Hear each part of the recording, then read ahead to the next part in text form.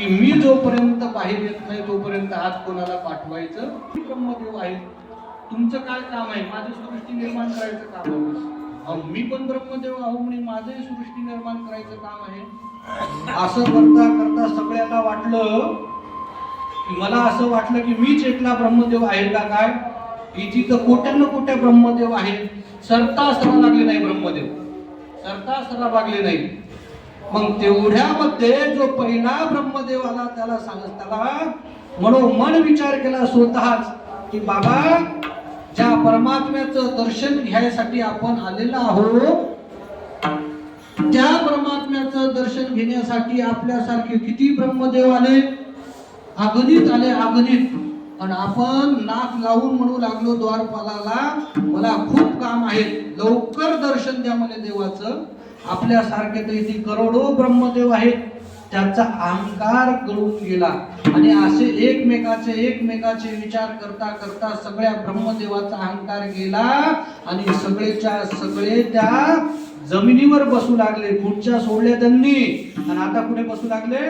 जमिनीवर. त्यांना समजलं की आपला अहंकार काहीही कामाचा नाही. आपल्यासारखे शेकडो हजारो ब्रह्मदेव या देवाच्या सेवेमध्ये आहे. असा तो अनादी ब्रह्मदेव आहे, अनाकालन ब्रह्मदेव आहे, अपरंपार असा देव आहे.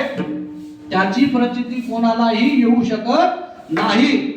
जगाशी तारक विठ्ठलाची एक, जगाशी तारक विठ्ठलशी एक, किलासे विवेक संकादिका.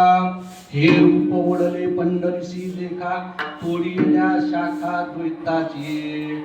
उगवले बिंब अद्वैत स्वयंभ, नाम हे सुलभ केशवराज.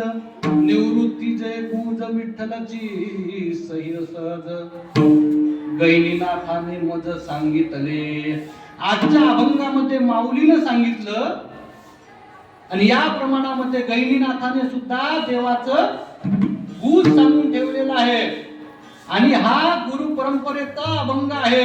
आणि या गुरु परंपरेच्या अभंगामध्ये देव किती अनादिकालीन आहे, किती अपरंपार आहे, किती मोठा आहे ते ज्ञानेश्वर महाराज पहिल्या चरणात सांगतात.